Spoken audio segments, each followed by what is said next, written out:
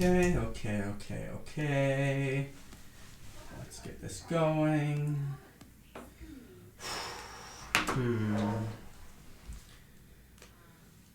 man. Okay. Oh, the music. Okay, we got the music.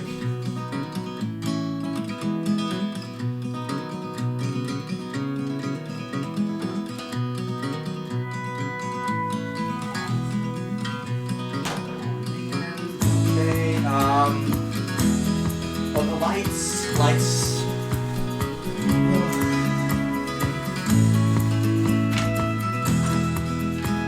Diane, have you seen Father Jeff today? Jackie, have you seen Father Jeff? No? Okay, well the show, I just started the show. We're running a little late because, Father Jeff's not here.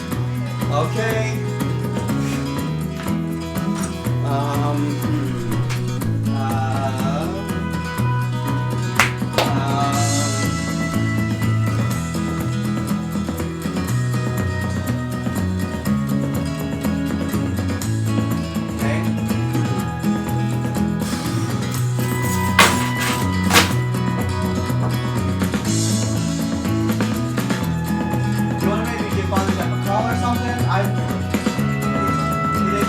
Coming in late? Maybe, I don't know. Oh. Okay. Well, I guess here goes nothing, because the show's got to start, so we got to start.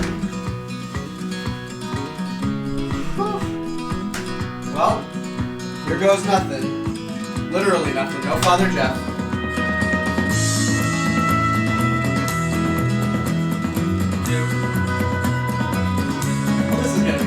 Show.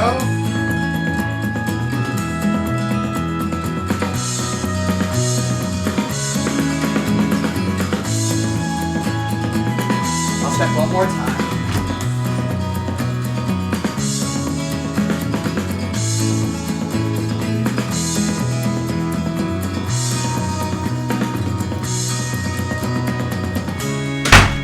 Oh, that was loud. Well, maybe Father Jeff will here show up.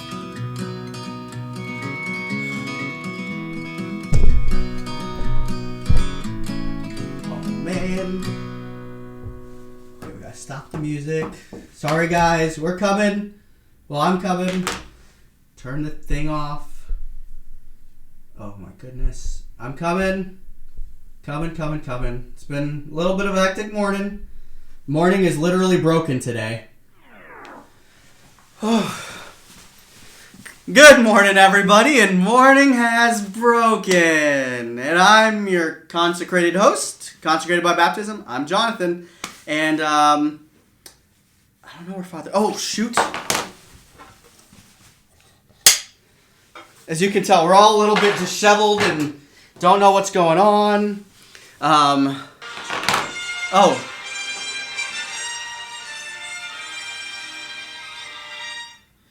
Father Jeff?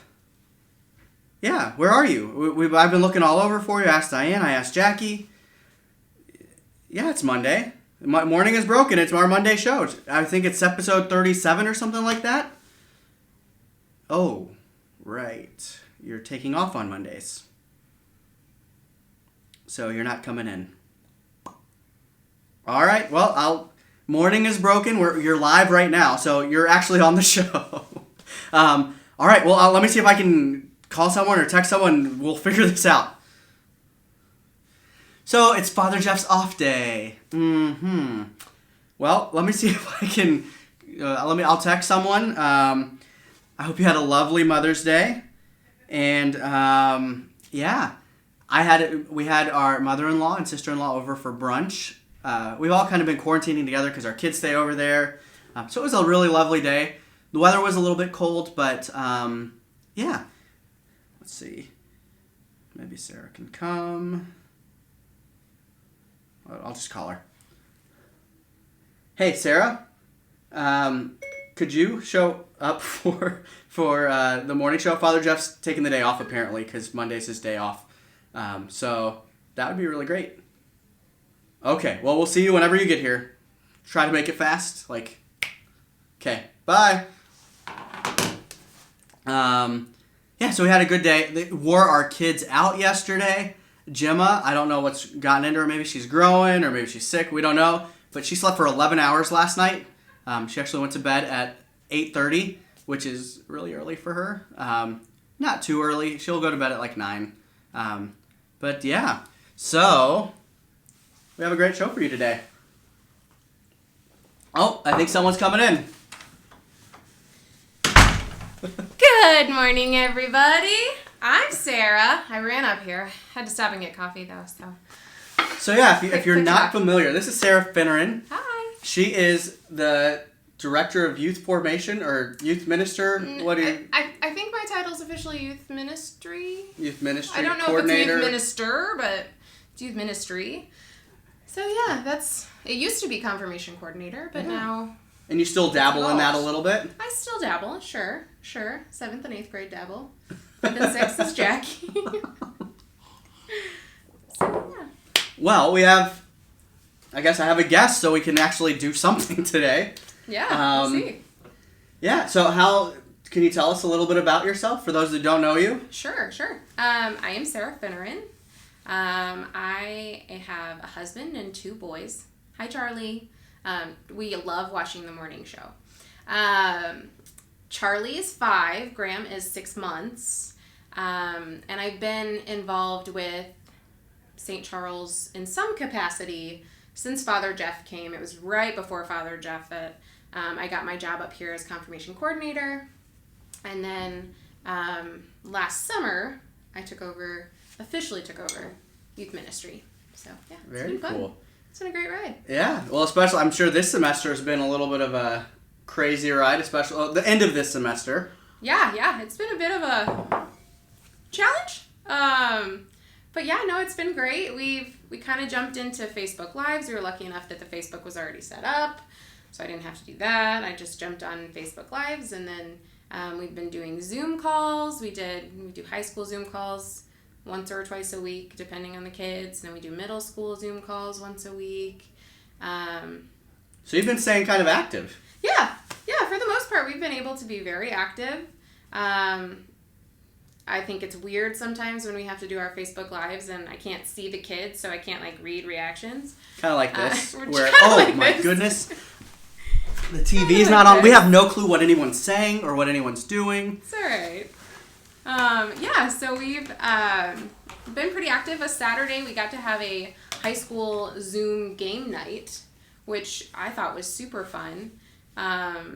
It's not the same, and it won't ever be the same when it's online, but it's something to give the kids a little community and a little bit of fun in the midst of isolation. I'm sure kids are starving for any kind of community or any kind of just interaction.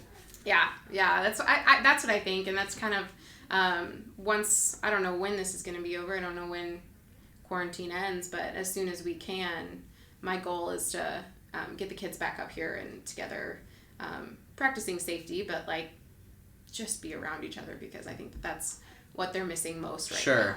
Sure. I know, Steubenville, a huge thing that the kids look forward to every year. Yeah. And it got canceled? It did through the Archdiocese. The Archdiocese pulled out. That was hard. I had to make my Zoom call to all the families and say, this isn't happening, but our hope and intention is to kind of plan something small for them here. It won't be the same, but it'll be something to give them a little retreat experience. Sure. And, hopefully be working with other youth ministers in the area. Yeah, no, I know I have a thing on my phone that lets me know things that have happened in the past, and it was a year ago yesterday that we had our first meeting for this retreat that we were going to be putting on for the parish. Yeah. And we were supposed to have the kickoff in January, and then that got canceled because of weather, and we were supposed to have another one a few weeks ago, but, a few weeks ago. Can't do that. So, yeah, it's crazy how these things that we look forward to and plan have all just gone kind of... Yep. And I know Steubenville, I've gone the last 2 years, and it's something that, what's kind of strange is, even some kids that aren't really too involved look forward to going to Steubenville. Yeah. Yeah, you have kids that, we have the kids that come every week who love going, but we have kids that sign up year after year that maybe don't come every week, maybe come once a month, maybe come once every quarter.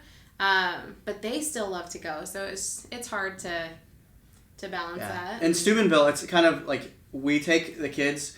The Archdiocese goes to Southwest Missouri State, Northwest. Gosh, I never Missouri. know. It's the one in Springfield. The Missouri State in Springfield, and we get to stay in a college dorm. And so it's kind of like going off to camp a little bit. Yeah. You see how our TV's possessed and it just turns off randomly? It's cool. I hear you talk about that on the morning show, but I'm like, yeah, okay. Someone shut the TV off. Yeah, so that was a TV that used to be out here. Okay. And then because it was doing this, we retired it. And we were like, hey, we need to do something with the TV. But, so yeah, they're there. And then we take the kids and they're in a basketball arena for most of the things. Yeah. And so it's 5,000, 6,000 high school students just going crazy. Great music. Great adoration. Kids always leave and, you go down there and you share these experiences. Hey, thanks, Rach. You go down there and you share all these experiences and on the trip down, they're kind of like, they don't really want to talk much. Right. And then we get them all together. They have these big, things that happen in their lives. You can talk about it. And they just kind of grow together and it's almost like they just like glom. And it's like when we come back from Steubenville, it's just we have a group of teens who are just so bonded. Oh my gosh. I mean, the text group that came from last year, Steubenville, is still thriving. Yeah, it's still active, which is kind of ridiculous and that's, for me, I love it because I don't go to youth group anymore. I don't do those things. They want you to come back, by the way. They want you to do guest appearances. Just like this. Only if they compliment my hair, which, thanks, Rachel, for I worked hard on this too. Yeah. We all work hard, We all work hard. But yeah, I think that's kind of a big bummer because that's something that it takes a lot of time planning. It does. It's a lot of organization on your part. In the Archdiocese.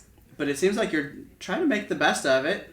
Yeah. I mean, I think as soon as I caught wind of canceling it, it was like, okay, what can we do? What else can we do if it's lifted? I understand not being able to group with 5,000 to 6,000 teens, like from around the country. Like that makes sense. But I still want our teens, however many we have. That text group is probably 30 kids, maybe 20-something. But I know we've got some other kids who would love a retreat experience. And, so planning something for them. Yeah, so you're still churning away and still really trying to... I mean, God works in any circumstance. And if you can't make it that's the hope is you get to go to Steubenville. But... Right. That just, maybe the hunger for next year will be even greater. Yeah.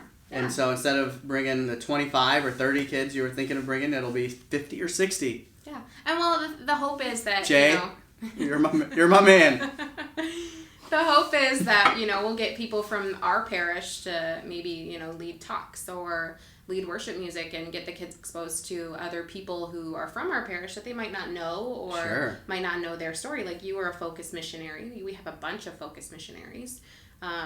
Opening that door, like what does that look like? Right. So, yeah. I don't think I've ever talked to them about what my life as a missionary will look like. Yeah. Speaking of stories and stuff, what's your story? Oh. Have you always been Catholic? I have not. That's actually a long story. So grab your coffee and sit back. No, I was raised Lutheran, actually. And my family, we went to church as much as we could. It wasn't a definitely go every week. My closest friend, her family was there every week. But my family we had a lot of sports. Our church was kind of sports. For the bulk of my childhood because my dad, his job was all about sports. My sister and I were very competitive in soccer. Your dad worked in college sports? He did. He was a coach. He was a college coach. So we kind of went to church when we could. But then as I grew up, my sister's faith actually became more important to her. And my older sister's 2.5 years older than me. So seeing her faith lived out, it was like, ooh, that's something cool. I don't know much about it. And it really got me hooked into the church. And actually, she ended up kind of, the two of us pulled my parents more in. So she actually was able to, I don't want to say convert or revert my family, but in a way, bring them she closer. did. Yeah. So I always kind of tell the kids, like, if you're an older sibling, you have far more influence than you realize. Oh my gosh.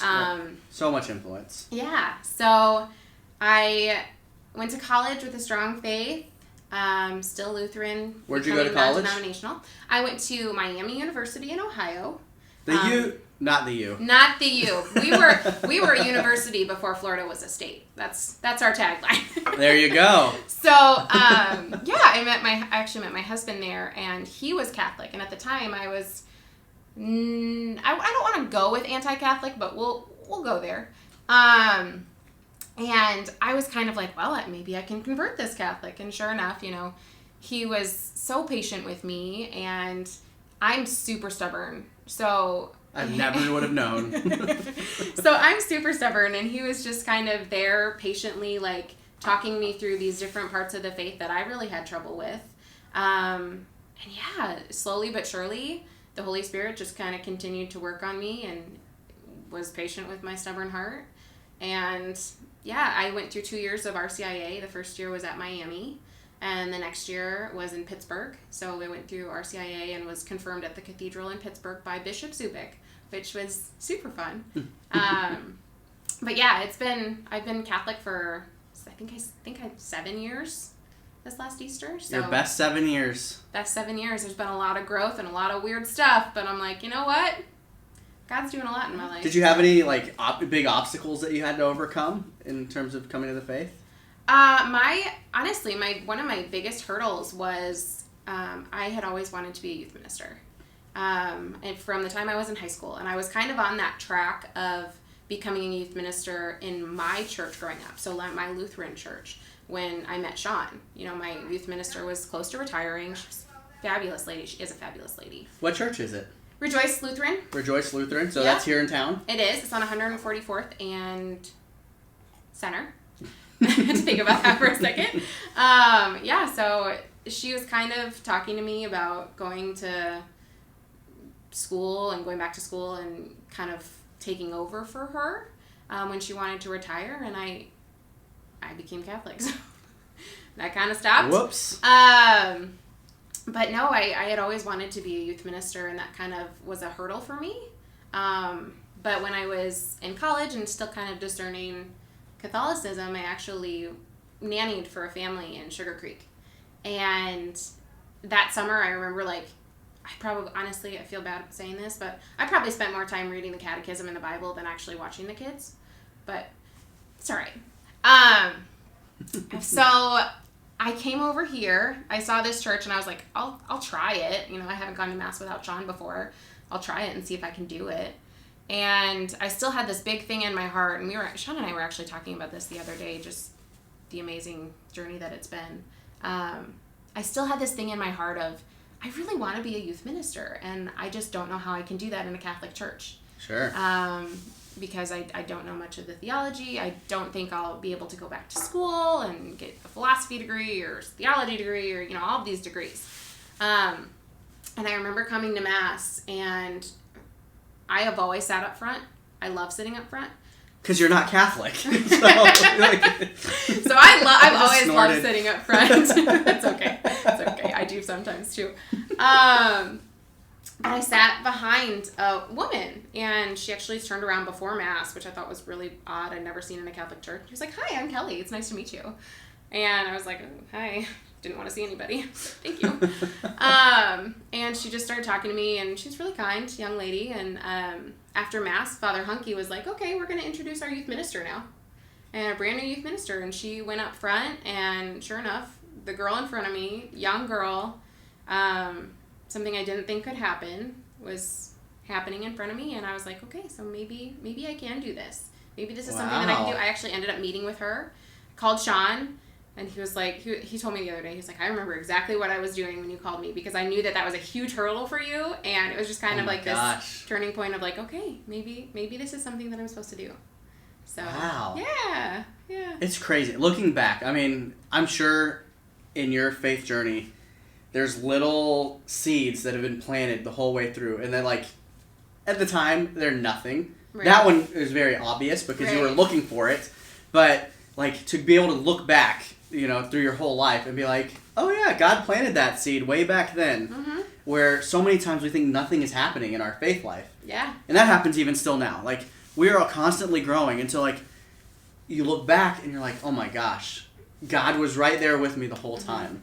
Yeah. It's like that little seed was right there, and I had no idea it was being watered until all of a sudden it was a plant. And it's like, oh, okay, can't ignore this. Right. And I think with youth ministry, I mean, it fits perfectly because so many times it's a frustrating job. It can be. It can be really frustrating. It's really rewarding because you can see kids grow. But then there's also times when you see God working in the kids' lives and they can't see it. Yeah. And so, like, or the seeds that you're planting, you have no clue if they're sticking or anything else. For years. And then, like, many years later or even a year later, and then they come back and talk to you. But yeah, what are some of the things that you've done with the kids, or things that, like, have worked really well, or things that you really see draw the kids in? Yeah, so I would say some of the things that we've done Bible studies, and it was really successful last summer. We did a high school Bible study following, actually I guess we started it before Steubenville. One of the college students came back, and Brenna Armstrong, I don't know if she's watching. Hi Brenna, if you're not watching. If not, what are you doing? Yeah. So she came back and she was like, I've been in this Bible study all year. I'd love to lead a Bible study or lead one with you. And so I was like, yeah, that sounds great. So we started a Bible study for high school girls, and alongside of that, the boys were in the gym. So they'd meet at the same time, but we'd be separated. The boys were in the gym doing apologetics with my husband and one of our amazing leaders, Jared. And that was super successful. It got kids. So they're interested in studying the Bible and apologetics? I guess. All right. Shockingly, but yes, no, they've been great, and I think and the girls were asking again this year if we were going to do a Bible study over the summer, and barring not being able to, we'll do one online. Like, we can manage this, and I think that's been something that's been really great for the kids to have that hope of, okay, well, if we can't meet, we can still do something. Right. So I think it's been really encouraging to see even, someone like Brenna, who was involved with youth group while she was here. She's been active in her faith her whole life, and then you really see her take ownership of her faith. And that happened last summer. Yeah. Was that she was just like, no, I want to do more now. Mm-hmm. And it's great to be able to see those steps. And that happens to everyone if you continue your faith journey. Yeah. And I've seen some of the, I don't know if any of the youth group guys, but there's two of the girls. We won't mention any names for, what is it called? Confidentiality? Confidentiality, but also the Circle of Grace. Sure. Yeah, Circle of Grace.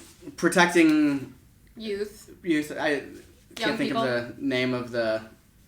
It's not Child Protective Services. It's not that. But it's something else. But they've gone even to sung night prayer. Mm-hmm. And so that's on Wednesday nights, where Molly will lead sung night prayer here in the worship space. Yeah, and Molly is one of the awesome music leaders here, and she's also one of our youth group leaders. So for her to start that, it was like, okay, yeah, I could do this. And it's that cross doing things. It's like, oh, well, if Molly's leading, I know Molly, and it's not so bad. Like, it's not too scary. And I think it is. I mean, I haven't been able to go because of my kids, but I've been watching. I've been doing it online. Yeah. She, as soon as we went quarantine, she picked it up and started doing it every night online. Every night. So, yeah, that's been great. And I know some of the kids have been doing that, too. So. Because you don't do it alone. You have tons of volunteers. So many volunteers. I love my volunteers. And if there's anyone watching who wants to volunteer, always looking for some extras, too. So, we've got some great people who really honestly genuinely want these kids to grow and learn and experience the faith. And they want, once you get into it, they want to too. Yeah. Oh yeah. Maybe not the middle schoolers all the time, but hey, we've got some great middle schoolers now too. I mean, we're doing some Zoom calls and really being honest and vulnerable on things that I didn't assume would happen naturally with middle school, because that is such an age where people close in on themselves. Sure. And they've got to protect the facade or the outside. Safe environment. There it is. Boom. Safe environment. Jackie with the assist. Couldn't help me find Father Jeff earlier, but... It's fine. But I think that's something that we've lost a little bit. Now we're getting back, but we tend to water down the faith for younger people sometimes, but they don't want that. No. Like, if we tell them, like, okay, yeah, this teaching is hard, but this is the teaching. And why is this the teaching? Mm-hmm. They actually accept it, and they'll learn to... They might fight a little bit because... Right, because we're all stubborn. We're all stubborn. We all have a little bit of stubbornness in us. But yeah, no, I found that if you're teaching them honest, true Catholicism, it's hard for them sometimes, but for the most part, they accept and... Well, that's what keeps them coming back, is that they're actually being fed. Yeah. You know, everything in this world is watered down. It's the cafeteria Catholic or watered down Catholicism, where it's like, well, it's okay if you just go to Mass on Sundays and that's your faith life. You know, praying... It's overrated or all whatever. The world tells us so many lies. Bible. Yeah, not reading the Bible. The world tells us so many lies, but when you give them the truth and it's actually spiritual food for them, they keep coming back. Yeah, and if they have examples as well, like if they have people who are strong in their faith that are living out their faith and they can see that example, yeah, that's changing too. You know, like they're getting fed and they know that they're starting to kind of learn and but you're also giving them opportunities for community and for role models. Sure. Yeah, you start to see the culture change, even within the youth group. I know when I first started it, there was a little bit of everything where some people, their parents just made them go and they didn't want any part to be there. And then, you know, eventually as the culture changes, even some of those people have come over and just been like, no, teach me more. Let's start. Can we do that Bible study? Yeah, and apologetics. I mean... Apologetics is huge. That's been huge. I mean, more now than ever, schools are a place where being Catholic and living out your faith is hard. Yeah. I mean, I had a student last year who asked me, like, can I bring a Bible to school? And I'm like, of course you can bring a Bible to school. And she said, well, you know... I want to study the Bible in study hall, but I don't know, like, if I don't have homework, but I don't know if I can bring it out of my backpack. And I'm like, of course you can bring it out of your backpack. Right. Like, study the Bible as long as you're not being disruptive in study hall. Of course. Right. Do it. Like, people do need to see that. And then they see that you're reading the Bible, and that's an example of showing your Catholic faith, and it'll raise questions in other people, and you can bring them to youth group. I mean, that's kind of where the conversion starts for some people, is seeing another person, like, bold enough to live that out. Yeah, it's like people actually read the Bible. Like a kid actually reads the Bible. Right. Yeah, I think that's so hard. Even at the Catholic schools, there is the pushback of like, you can't. Okay, yeah, I go to Mass on Sundays with my family too, but I don't really believe in that stuff. And you actually have to fight for your faith, even in high school, even in middle school, where it is a battleground, and it's so important to have people like you being, you know. You're helping Father Jeff out. He's our shepherd, but you are also tending the flock, and your job is so important because those kids are the future of the church. I know. It's a big responsibility. Yeah, no pressure. You know, no weight on your shoulders. No, it's a big responsibility, but you know, I'm excited to see where it's gonna go. I'm excited with the group of kids that we have. You know, getting to know them over the last year. You know, the high school kids over multiple years. It's been great. So. Yeah, I'm excited to see it because all the changes we made with family faith formation, like as those kids start to get into middle school youth group and high school youth group, and even before that, I mean, we've seen changes in the youth group, and it's exciting to see. Our older high school students from family faith, from the time family faith formation started, like even our older students are like, yeah, I'm gonna come. This is something important. Like, and one of our students. Or a bunch of our students have just skyrocketed. I mean... Yeah, we even have someone, you know, not naming any names. But discerning religious life, you know. We've got a couple. Yeah. And so it's incredible to see that growth. And it's so exciting. Yeah. And that's one of the fun things, going back to Steubenville, that's one of the fun things about Steubenville. At the end of Steubenville, they have a... if you feel that you are open or maybe you're being called to religious life, like come down and you see flocks of kids like coming from the rafters of this huge arena, like running down to be prayed over by to just discerning religious life. It's beautiful. Hundreds, if not a couple thousand kids that are just, that because they make it pretty general, which is good, because you don't want to say, like, you're committing to being a priest today. No, it's, just if you thought about it, if you're open to it, you think it could be something God's calling you to, come forward, because we want to pray for you, because we have to. Yeah. In this battleground and everything that's going on. Bears beats Battlestar Galactica. It's my husband's. I actually bought it for my husband, but on my way out of my house, I was like, I need a mug! So I brought my own.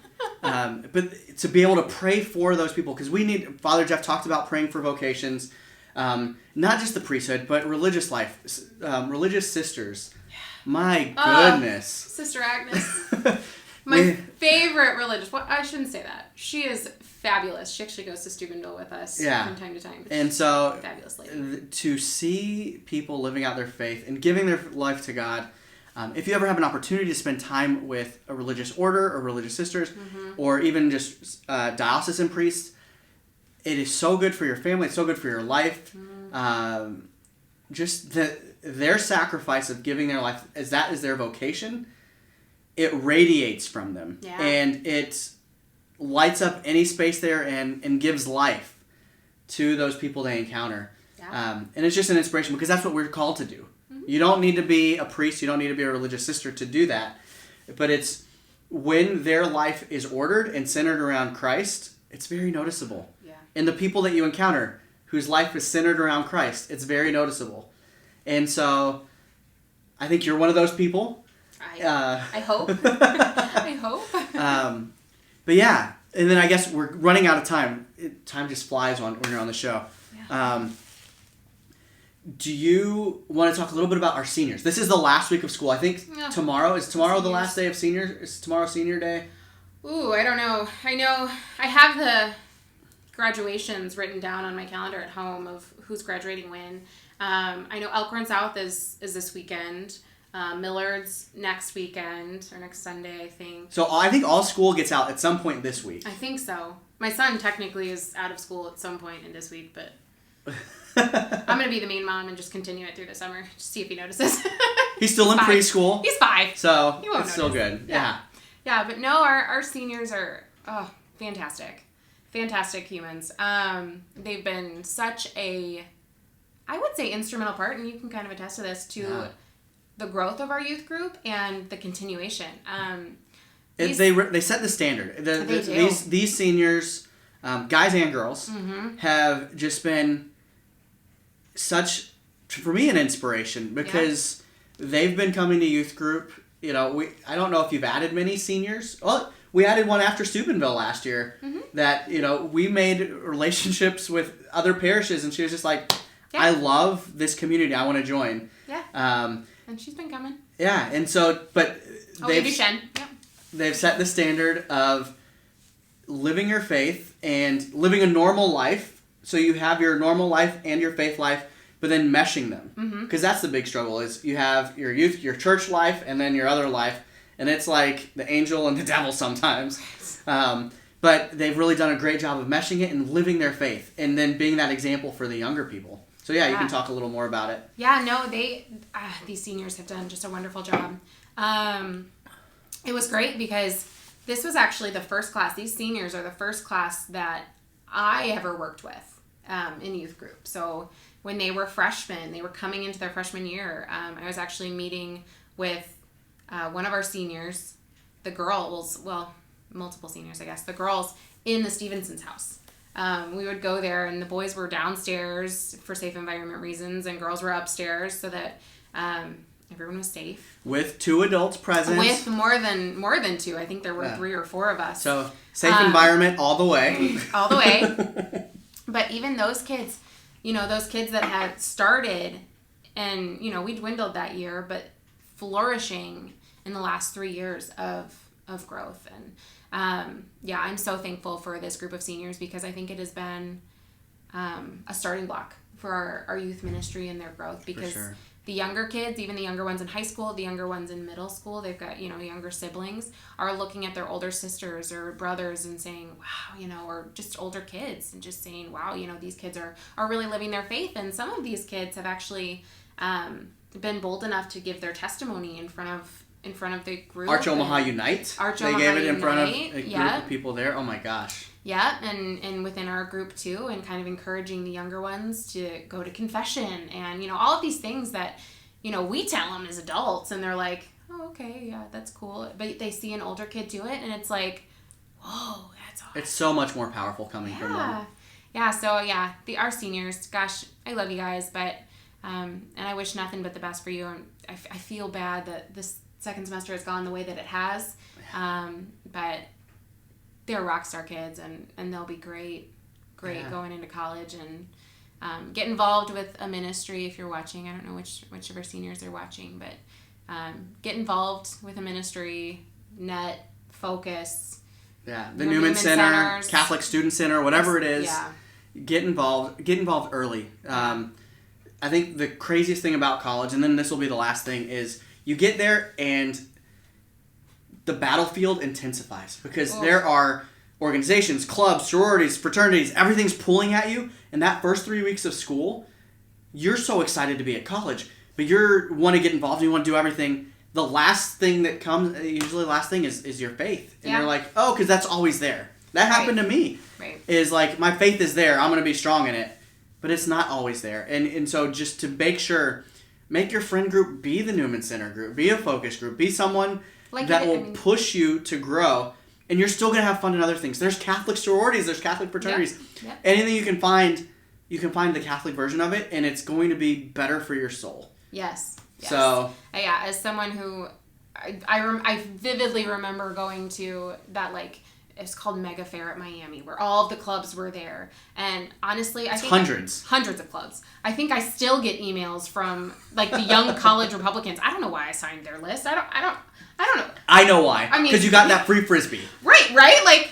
And now they send me all sorts of emails, and I'm like, I don't know who this kid is, but it's clearly a college student. And they give you sunglasses, Frisbees, socks, T-shirts. So many things. And it's all like, well, I don't mind signing up for it because you're interested in me. And so you sign up for it, and then that's how they wrangle you in. Yeah. So just getting involved with those Christian organizations is huge. And one of our college students, that's what I think she did. She went straight to college, got involved with a Catholic group, and it's still tough. College is still going to be tough, regardless. Oh my There's gosh. so much temptation there. There's so much going at you, but I think getting plugged in and having that instant accountability and group is huge for. And it's so much easier to go to Mass on Sunday when you have a friend and you're going together, and so that accountability. Mm-hmm. When it's just you by yourself and you haven't made those friends, it's hard. Yeah. And we've seen students that from my whole life, even when I worked in college ministry,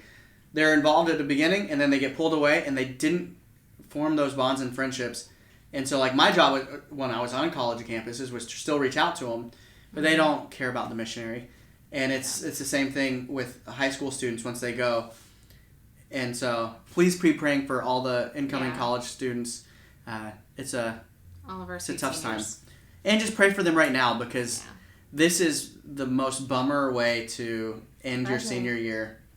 And so God bless them. You think about all your senior year, your second semester senior year is that time or, And it'll be memorable, but not for the reasons they want. So, Sarah, thank you for joining us. We're going way over. Not oh my goodness. Sorry, everybody. I'm a talker. Well, it was great having you.